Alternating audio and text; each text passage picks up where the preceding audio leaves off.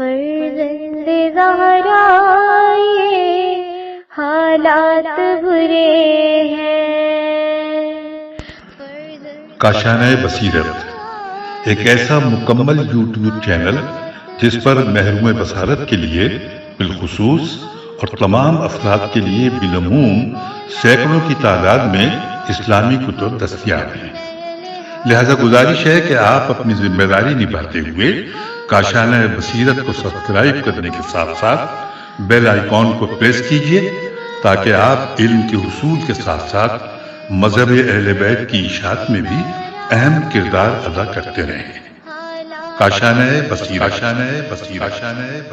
فرزند زہرا یہ حالات برے ہیں. بسم اللہ الرحمن الرحیم. السلام علیکم سامعین، کاشانۂ بصیرت کے یوٹیوب چینل میں سیمی زوار ہم مل کر پڑھ رہے ہیں شرح نہج البلاغہ کلام امیر المومنین علی علیہ السلام، اور تالیف ہے آیت اللہ ناصر مکارم شیرازی، ترجمہ زیر نگرانی مولانا سید شہنشاہ حسین نقوی. یہ ہے والیوم 5 اور اس کو پڑھتے ہوئے الحمدللہ یہ ہے ریڈنگ کا پارٹ نمبر 37. ہم یہاں پہ کتاب کے صفحہ نمبر 505 پر آ گئے ہیں اور خطبہ 146 اس نشست میں مکمل کریں گے انشاءاللہ. لکھا ہے کہ آپ علیہ السلام کا ارشاد گرامی، یہ امام علیہ السلام کا وہ کلام ہے کہ جو آپ علیہ السلام نے خلیفہ ثانی کے ایرانیوں سے جنگ میں بنفس نفیس شرکت کرنے کے بارے میں مشورہ کرنے کے موقع پر ارشاد فرمایا تھا. آئیے خطبے کی سند پڑھتے ہیں. ابو حنیفہ دینوری نے اس خطبے کا کچھ حصہ کتاب اخبار الطول انورٹڈ کاما میں اخبار الطول توئے سے الف لام توئے واو لام میں درج کیا ہے. اسی طرح احمد بن عاصم الف عین سے میم عاصم کوفی نے الفتوح میں درج کیا ہے، اور تبری نے اپنی مشہور تاریخ میں 27 ہجری میں پیش آنے والے حوادث میں ذکر کیا ہے، جبکہ اس کی صحیح تاریخ 21 ہے یا 31 چھوٹا چھوٹا لکھا ہوا ہے جی، میرے خیال 21 ہے، 21 ہجری ہے. شیخ مفید نے ارشاد میں اسے ذکر کیا ہے، اور حوالہ ہے مصادر نہج البلاغہ جلد نمبر 2 صفحہ نمبر 325. اور اب آئیے خطبہ ایک نگاہ میں. لکھا ہے اس سلسلے میں کہ خلیفہ ثانی کا مشورہ لینا اور امام علیہ السلام کا جواب دینا. جنگ نہاوند نون ہے الف واو نون دال جنگ نہاوند کے موقع پر تھا، یا جنگ قادسیہ قاف الف دال سین یہ ہے، یا جنگ قادسیہ کے موقع پر. مورخین کی آراء مختلف ہیں. تبری بقول ابن ابی الحدید کے اسے جنگ نہاوند سے مربوط سمجھتے ہیں، جبکہ مدائنی میم دال الف حمزہ نون چھوٹی ہے مدائنی کتاب الفتوح میں سے جنگ قادسیہ کے سے مربوط جانتے ہیں. حوالہ ہے شرح ابن ابی الحدید جلد نمبر 9 صفحہ نمبر 97. اب چلتے ہیں آگے. لکھا ہے تاریخ تبری میں جو کچھ بیان ہوا ہے اس کا خلاصہ کچھ یوں ہے کہ جب خلیفہ ثانی نے ایرانی قوت سے نہاوند کے مقام پر بنفس نفیس مڈ بھیڑ کرنے کی ٹھانی تو اس سلسلے میں صحابہ سے مشورہ طلب کیا. طلحہ اور خلیفہ ثالث آگے بڑھے اور اپنی رائے پیش کی، لیکن خلیفہ ثانی نے امیر المومنین علیہ السلام حضرت علی علیہ السلام سے اظہار رائے کا تقاضا کیا.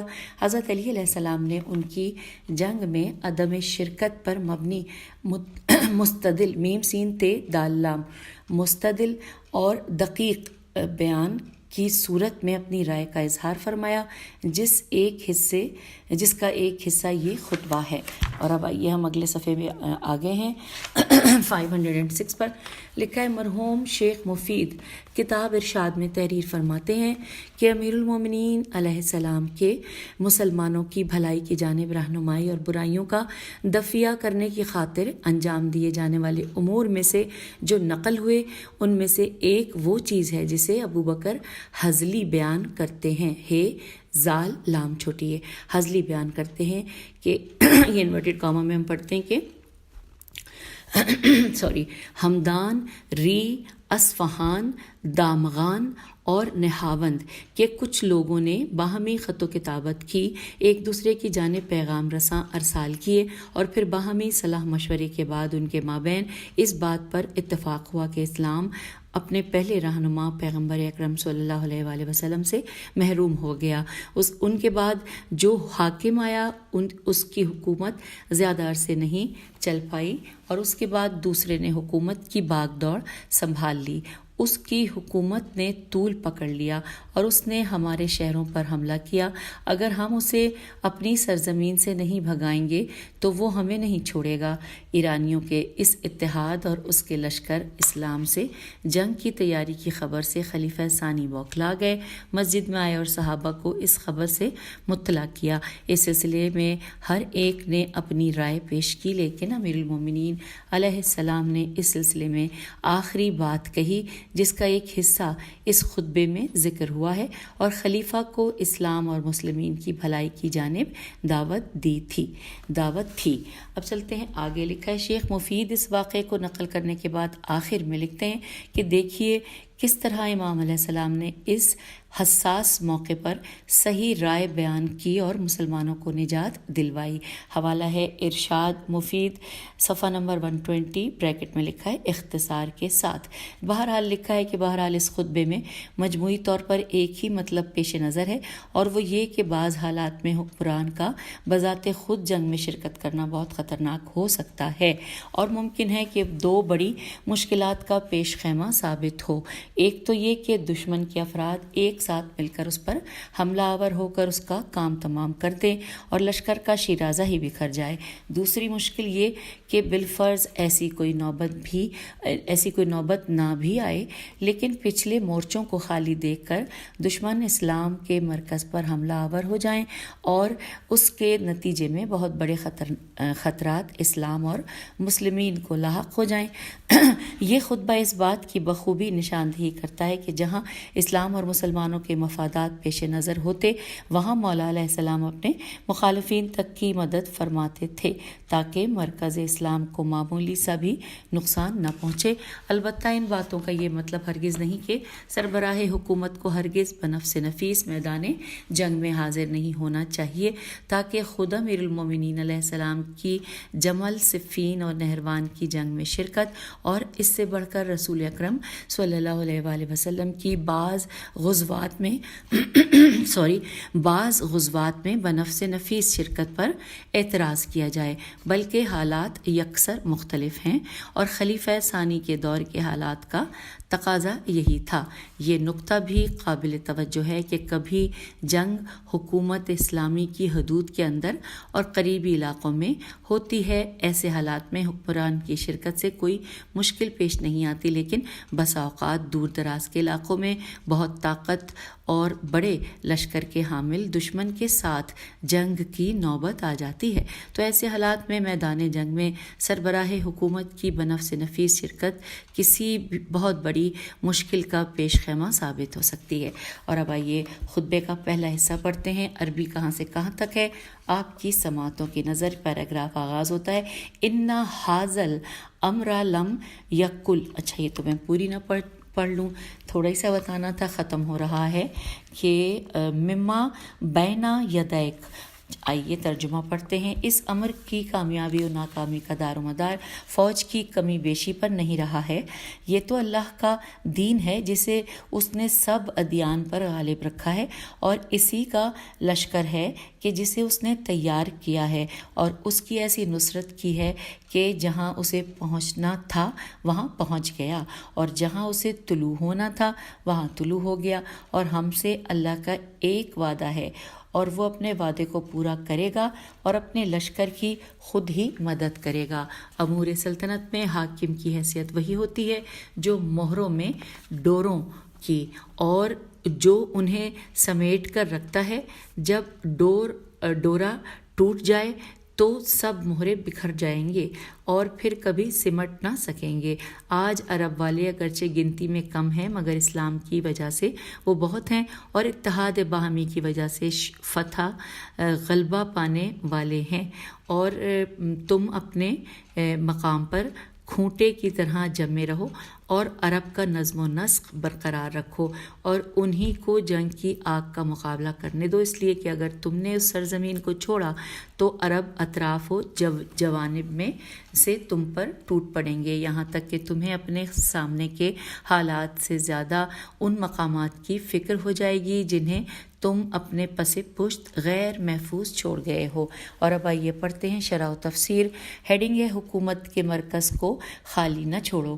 لکھا ہے امام علیہ السلام اس خطبے کے آغاز میں اس بات کے پیش نظر کہ کہیں مسلمان اس بڑی جنگ میں دشمنوں کے لشکر کی کثرت سے مروب نہ ہو جائیں، فرماتے ہیں کہ اس امر یعنی اسلام کی کامیابی و ناکامی کا دار و مدار فوج کی کمی بیشی پر نہیں رہا ہے، یہ تو اللہ کا دین ہے جسے اس نے سب ادیان پر غالب رکھا ہے، اور اسی کا لشکر ہے جسے اس نے تیار کیا ہے، اور اس کی ایسی نصرت کی ہے کہ جہاں اسے پہنچنا تھا وہاں وہ پہنچ گیا ہے، اور جہاں اسے طلوع ہونا تھا وہاں سے طلوع ہو گیا ہے۔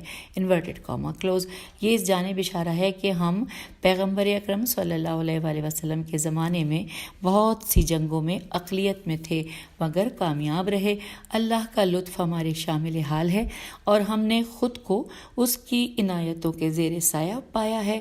اس بنا پر دشمن کے لشکر کی کثرت سے مت گھبراؤ اور خدا کے لطف پر توکل کرتے ہوئے آگے بڑھ جاؤ۔ ہم آگے ہیں پیج 509 پر لکھا ہے یہ تعبیر جنگ بدر اور جنگ احزاب میں مسلمانوں کی کامیابی کی یاد دلاتی ہے۔ اس کے بعد لکھا ہے کہ بلغا ما بلغا اور طلع حیثو طلع کے جملوں میں یہ فرق ہے کہ دوسرا جملہ اسلام کے مبدا اور نقطۂ آغاز کو بیان کر رہا ہے اور پہلا جملہ اسلام کی علاقائی حدود کو بیان کر رہا ہے۔ یہ بھی ممکن ہے کہ پہلا جملہ ان علاقوں کی جانب اشارہ ہو کہ جہاں اسلام نفوذ کر چکا ہے اور دوسرا جملہ ان علاقوں کی جانب اشارہ ہو جہاں اگرچہ ابھی اسلام کا نفاذ نہیں ہوا ہے لیکن اسلام کی شہرت وہاں تک پہنچ چکی ہے اور نور اسلام کی کرنیں وہاں پہنچ گئی ہیں اور اسلام کے پھلنے کی راہیں ہموار ہو چکی ہیں۔ یہ بھی ممکن ہے کہ پہلا جملہ اسلام کی قوت و قدرت کی جانب اشارہ ہو اور دوسرا جملہ اسلام کی پیش رفت اور پھیلاؤ کی جانب اشارہ ہو۔ امام علیہ السلام اس کلام کے فوراً بعد مزید تاکید کی خاطر یوں فرماتے ہیں کہ ہم سے اللہ کا ایک وعدہ ہے اور وہ اپنے وعدے کو پورا کرے گا اور اپنے لشکر کی خود ہی مدد کرے گا۔ امام علیہ السلام کا یہ جملہ اس آیہ شریفہ کی جانب اشارہ ہے جو کہ سورہ توبہ آیت 33 ترجمہ ہم پڑھتے ہیں کہ وہی تو خدا ہے جس نے اپنے رسول حضرت محمد صلی اللہ علیہ وآلہ وسلم کو ہدایت اور سچے دین کے ساتھ مبعوث کر کے بھیجا تاکہ اس کو تمام دینوں پر غالب کرے اگرچہ مشرکین برا مانا کریں۔ یہ سورہ توبہ کی آیت 33 یہاں پر مینشن ہے اور اسی طرح اس آیت کی جانب بھی یہاں پہ اشارہ ہے۔ ہم ترجمہ پڑھتے ہیں۔ یہ سورہ غافر غین الف فیرے غافر کی آیت نمبر 51 ہے۔ ترجمہ کہ بے شک ہم اپنے پیغمبروں کی اور ایمان والوں کی دنیا کی زندگی میں ضرور مدد کریں گے اور جس دن گواہ پیغمبر فرشتے گواہی کو اٹھ کھڑے ہوں گے۔ Inverted comma close. یہ تھا سورہ غافر کی آیت 51 کا ترجمہ۔ اور پھر لکھا ہے کہ جی ہاں ایمان کے زیر سایہ دنیا اور آخرت کی کامیابی کا ہم سے وعدہ کیا گیا ہے اور دوسری آیت میں بھی اور دوسری آیات بھی ہیں کہ جو اس بات کی گواہ ہیں۔ اور امام علیہ السلام خلیفہ اور حاضرین کے اطمینان قلبی کی خاطر بیان کی جانے والی تمہیدی گفتگو کے بعد خلیفہ ثانی کے جنگ میں بذات خود شرکت سے متعلق مشاورت کے موضوع کی جانب آتے ہوئے فرماتے ہیں کہ امور سلطنت میں حاکم کی حیثیت وہی ہوتی ہے جو مہروں میں ڈوروں کی جو انہیں سمیٹ کر رکھتا ہے اور ڈورا ٹوٹ جائے تو سب مہرے بکھر جائیں گے اور پھر کبھی سمٹ نہ سکیں گے۔ Inverted comma close. کس قدر خوبصورت اور دلاویز تشبیہ ہے۔ ایک حکمران اور حاکم سلطنت کی حیثیت ایک تسبیح کی ڈور یا گلے کے ہار کی سی ہوتی ہے جو کہ امت کی وحدت کی علامت ہوتا ہے، اور امام علیہ السلام اس کلام کے ضمن میں حکمرانوں کو یہ نقطہ سمجھاتے ہیں کہ ان میں اتنی وسعت قلبی اور روشن فکری ہونی چاہیے کہ وہ اپنے ماتحت تمام افراد کو ایک نقطے پر اکٹھا کر سکیں۔ اس کے بعد امام علیہ السلام ایک مرتبہ پھر کے ان اطمینان قلب کی خاطر فرماتے ہیں، لکھا ہے کہ ترجمہ کہ آج عرب والے اگرچہ گنتی میں کم ہیں مگر اسلام کی وجہ سے وہ بہت ہیں، اسلام کی وجہ سے وہ بہت ہیں اور اتحاد باہمی کی وجہ سے فتح غلبہ پانے والے ہیں۔ انورٹڈ کاما کلوز ہو گیا۔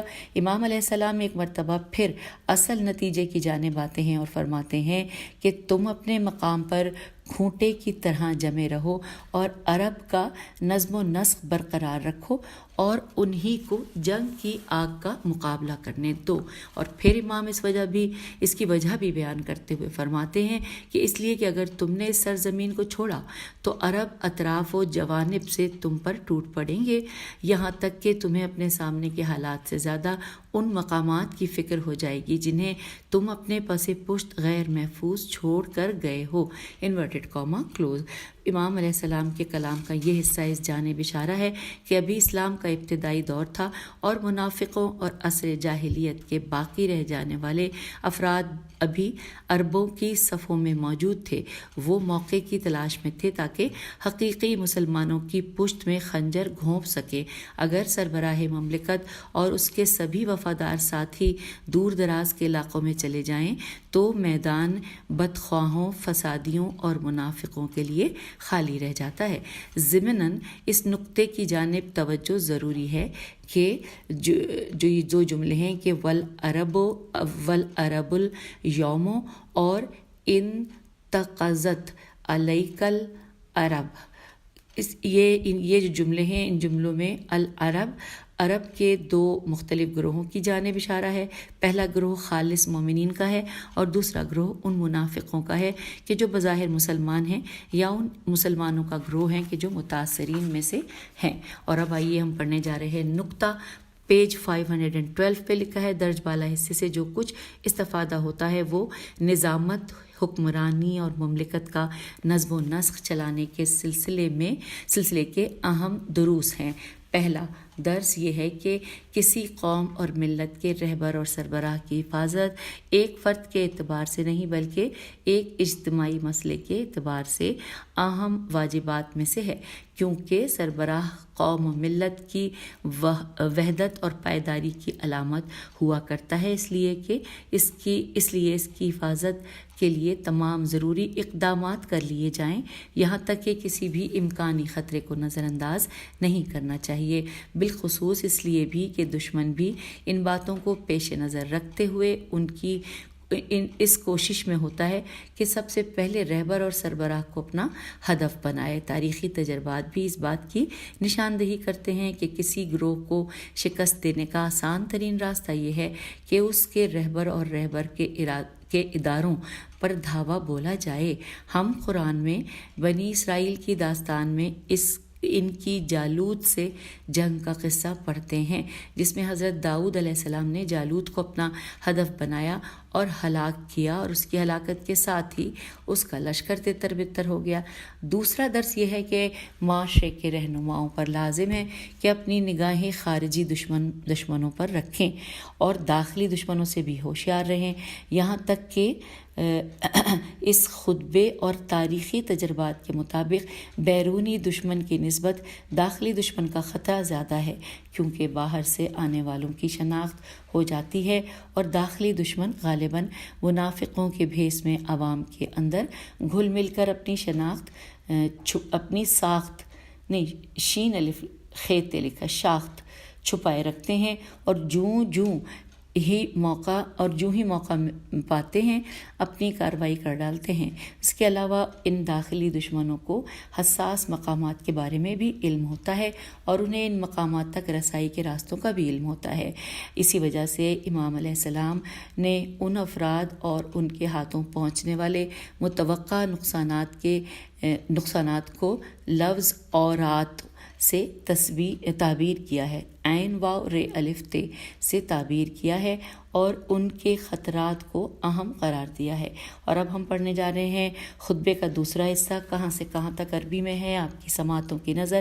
ان आजिम, अलिफ लाम अलिफ आइन अलिफ आजिमर जिमरान, और ख़त्म हो रहा है बिन नस्र वल मऊनत।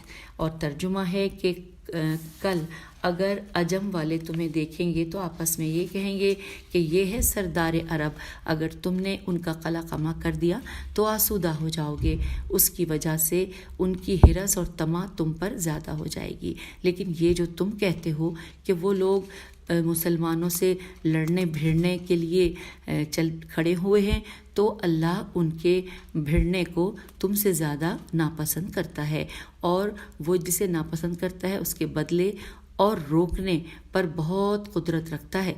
और उनकी तादाद के मुतालिक जो कहते हो कि वो बहुत हैं, तो हम साबिक दौर में कसरत के बलबूते पर नहीं लड़ा करते थे, बल्कि अल्लाह की ताईद व नुसरत के सहारे पर। इन्वर्टेड कॉमा क्लोज हो गया। आइए शरह व तफसीर पढ़ते हैं। हेडिंग है अफराद की कसरत फतह की दलील नहीं है। खुतबे का ये हिस्सा पहले वाले हिस्से के लिए दर हकीकत ताईद और ताकीद के लिए है, और 3 अहम नुकात की जानिब इशारा किया गया है। पहला नुक्ता ये एक दलील है जो अमीरुल मोमिनीन अलैहिस्सलाम खलीफा सानी की बज़ाते ख़ुद जंग में शिरकत न करने से मुताल्लिक़ पेश करते हैं और फरमाते हैं। आइए हम इसका तर्जुमा पढ़ते हुए पेज नंबर 513 को हमने क्रॉस कर लिया है और पेज 514 पे आ गए हैं। मौला फरमाते हैं कि कल अगर अजम वाले तुम्हें देखेंगे तो आपस में ये कहेंगे कि ये है सरदार अरब, अगर तुमने उनका कला कमा कर दिया तो आसूदा हो जाओगे, उसकी वजह से उनकी हिर्स व तमा तुम पर ज़्यादा हो जाएगी और वो तुम्हें नाबूद करने की ठान लेंगे। दूसरा नुक्ता ये है कि ये जो तुम कहते हो कि वो लोग मुसलमानों से लड़ने भिड़ने के लिए चल खड़े हुए हैं और ये उनकी क़ुव्वत और ताकत की दलील है और उसने तुम्हें परेशान कर दिया है, तो अल्लाह उनके भिड़ने को तुमसे ज़्यादा नापसंद करता है, और वो जिसे नापसंद करता है उसके बदले और रोकने पर बहुत कुदरत रखता है, उसके बदलने और रोकने पर बहुत कुदरत रखता है। ये इबारत इन्वर्टेड कॉमा क्लोज हो गया। लिखा है ये इबारत इस बात की निशानदेही करती है कि खलीफा सानी पहले कह चुके थे कि ईरानी लश्कर हमारी तरफ बढ़ रहा है और हमसे जंग का इरादा रखता है, और ये उनकी क़ुव्वत और अजीम ताकत को ज़ाहिर करता है। बज़ाहिर और तारीख़ी शवाहिद के मुताबिक भी बात कुछ ऐसी ही थी, लेकिन अमीरुल मोमिनीन अलैहिस्सलाम ने उनके इत्मीनान क़ल्ब के लिए उनके सामने खुदा की कुदरत और मुसलमानों पर उसकी ख़ास इनायत का ज़िक्र किया, वही चीज़ जो बारहा इस्लामी ग़ुज़वात में देखने में आई थी। ज़ाहिर सी बात है कि अगर मुसलमान अपने वतन ही में रह जाते और दुश्मन उनके शहरों पर हमला आवर हो जाते तो बड़ी मुश्किल पेश आती। क्या ही बेहतर होगा कि अगर मुसलमान खुदा पर तवक्कुल करें और दुश्मन से नबर्द आज़मा होने के लिए शहर से निकल पड़ें। और तीसरा नुक्ता है कि खलीफा सानी मुसलमानों और दुश्मनान इस्लाम की अफवाज की तादाद में अदम तवाज़ुन की वजह से भी परेशान थे, और उसके जवाब में इमाम फरमाते हैं कि और उनकी तादाद के मुतालिक जो कहते हो कि वो बहुत हैं, तो हम साबिक दौर में कसरत के बलबूते पर नहीं लड़ा करते थे। दोबारा पढ़ते हैं कि और उनकी तादाद के मुतालिक जो कहते हो कि वो बहुत हैं, तो हम साबिक दौर में कसरत के बलबूते पर नहीं लड़ा करते थे, बल्कि अल्लाह की ताईद और नुसरत के सहारे पर और फतहयाब हो जाते थे। और इन्वर्टेड कॉमा क्लोज, हकीकत में खलीफा सानी 2 चीज़ों को दुश्मन के लश्कर की क़ुव्वत और ताकत की दलील समझते थे। एक तो उनके लश्कर के अफराद की कसरत और दूसरा उनकी इस्लामी शहरों की जानिब पेशकदमी। इमाम अलैहिस्सलाम ने दोनों दलीलों का जवाब एक चीज़ ब्रैकेट में लिखा है कि अलबत्ता 2 ताबीरों, तो एक चीज़ के ज़रिए दिया, और वो ये कि हमने हरगिज़ ज़ाहिरी क़ुव्वत के बलबूते पर दुश्मन पर गलबा नहीं पाया और जंग के तमाम मैदानों में खुदा की नुसरत और इमदाद हमारे शामिल हाल रही है। इसीलिए दुश्मन की अफरादी क़ुव्वत की कसरत के बावजूद हमने उन पर गलबा पा लिया। इस तरह इमाम अलैहिस्सलाम ने खलीफा सानी को दुश्मन से नबर्द आजमाई के हौसले کے لیے حوصلہ دیا اور ساتھ ہی یہ تاکید بھی کی ہے کہ بذات خود میدان جنگ میں نہ جائیں۔ خلیفہ ثانی نے دونوں مشوروں کو قبول کیا اور انجام کار لشکر اسلام فتح یاب ہوا۔ اور اب آئیے اس پارٹ کے بعد پھر ہم نقطہ پڑھتے ہیں، اور یہاں پر اس کی ہیڈنگ ہے کہ قادسیہ اور نہاوند کی جنگ، قاف الف دال سین یہ ہے اور نون ہے الف واو نون دال کی جنگ۔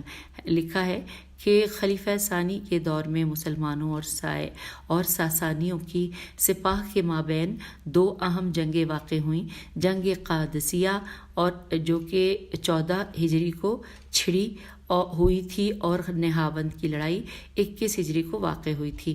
پہلی جنگ میں خلیفہ ثانی نے میدان جنگ میں لشکر اسلام کے ساتھ بنفس نفیس شرکت کرنے کی بات کی تو لوگوں سے مشاورت کی، اور جیسا کہ پہلے بیان ہوا کہ امام علیہ السلام نے قطعی منطقی دلیلوں کے ذریعے انہیں اس کام سے باز رکھا، جبکہ دوسروں کی رائے یہ تھی کہ خلیفہ کو بذات خود میدان میں موجود ہونا چاہیے، لیکن انہوں نے امام علیہ السلام کی بات کو ترجیح دی اور مدینے میں ہی رہے۔ لیکن بعض مورخین اس مشاورت اور گفتگو کو نہاوندی کی جنگ سے متعلق جانتے تھے۔ بہرحال جب خلیفہ ثانی نے یہ فیصلہ کر لیا اور وہ جنگ قادسیہ میں شرکت نہیں کریں گے تو سعد بن ابی وقاص کو لشکر کی سپہ سالاری کے لیے منتخب بھی کر لیا، جبکہ ساسانی بادشاہ یزدگرد یہ زیدال گافر دال یزدگرد نے رستم فراخزاد فرخزاد خے زی الف دال رستم فرخزاد کو سپہ سالاری کے لیے منتخب کیا۔ سعد بن ابی وقاص نے نعمان بن مقرن میم قاف رے نون کو اپنے قاصد کے طور پر یزوگرد کے یہ زی واو گافر دال یزوگرد کے پاس بھیجا، لیکن وہ سعد بن ابی وقاص کے قاصد کے ساتھ سختی سے پیش آیا، کیونکہ اسے عرب کے پسماندہ لوگوں سے ہرگز ایسی توقع نہیں تھی۔ اب لکھا ہے یزدگرد نے ان سے کہا کہ اگر تم قاصد نہ ہوتے تو تمہارے قتل کا فرمان جاری کر دیتا، اور پھر اس نے حکم دیا کہ اس کے سر پر مٹی ڈال کر اسے مدائن سے باہر نکال دو، اور اس سے کہا کہ میں نے اپنے لشکر کے سپہ سالار رستم کو یہ حکم دیا ہے کہ وہ تمہارے لشکر کے سپہ سالار کو قادسیہ کی خندق میں دفن کر دے، اور میں تمہارے ساتھ ایسا برتاؤ کروں گا جو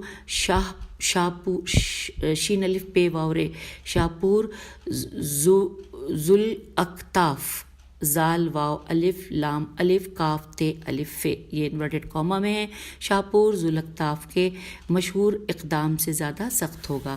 نیکسٹ پیراگراف میں لکھا ہے کہ جب قاصد یعنی کہ نعمان سعد بن ابی وقاص کے پاس لوٹا تو اس سعد نے کہا کہ تمہارے سر پر جو خاک ڈالی گئی ہے اسے ہم نیک شگون سمجھتے ہیں، یہ اس بات کی دلیل ہے کہ ہم ان کی مملکت کے مالک بن جائیں۔ تعجب کی بات ہے کہ رستم مسلمانوں سے جنگ کرنے سے گھبرا رہا ہے، جبکہ اس کی سپاہ میں 1,20,000 افراد تھے اور سعد وقاص کی سپاہیوں کی تعداد 30,000 سے کچھ زیادہ تھی۔ آخرکار دونوں طرف سے کی فوجیں آپس میں گتھم گتھا ہو گئیں۔ پہلے روز ساسانی کی سپاہ بڑی تعداد میں ہاتھیوں کے ساتھ مسلمانوں پر حملہ آور ہوئی، لیکن مسلمانوں نے ہاتھیوں کی سونڈوں کو کاٹ ڈالا۔ اس روز مسلمانوں کے 500 سپاہی اور ساسانیوں کے 2,000 سپاہی مارے گئے۔ دوسرے روز ابو عبیدہ جراح شام سے ایک لشکر کے ہمراہ سعد بن ابی وقاص کی مدد کو پہنچا۔ یہ دن ساسانی کی سپاہ پر پہلے سے زیادہ بھاری پڑا۔ مسلمانوں میں سے 2,000 سپاہی مارے گئے، جبکہ ساسانی سپاہ میں سے 10,000 سپاہی مارے گئے۔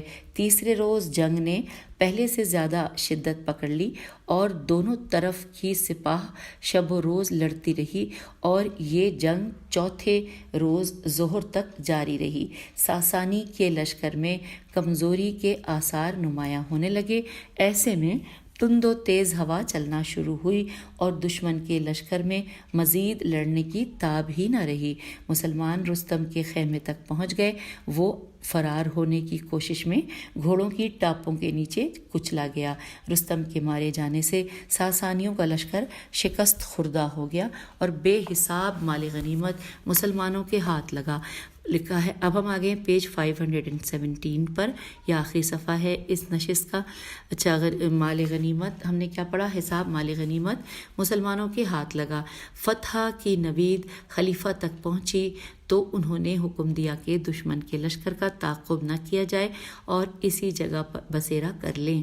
سعد بن ابی وقاص اسی جگہ جو کہ آج کا کوفہ ہے اترا اور مسجد اور گھر تعمیر کروائے اور یوں شہر کوفہ کی بنیاد رکھی گئی۔ اب لکھا ہے نہاوند، نون ہے الف واو نون دال۔ نہاوند کے بارے میں حاشیے میں لکھا ہے کہ نہاوند ایران کے مغرب میں ایک معروف شہر ہے جو موجودہ دور میں صوبہ ہمدان کا حصہ ہے اور صوبہ ہمدان، ہاں جی یہی لکھا ہے، حصہ ہے اور اس سے زیادہ فاصلے پر نہیں ہے۔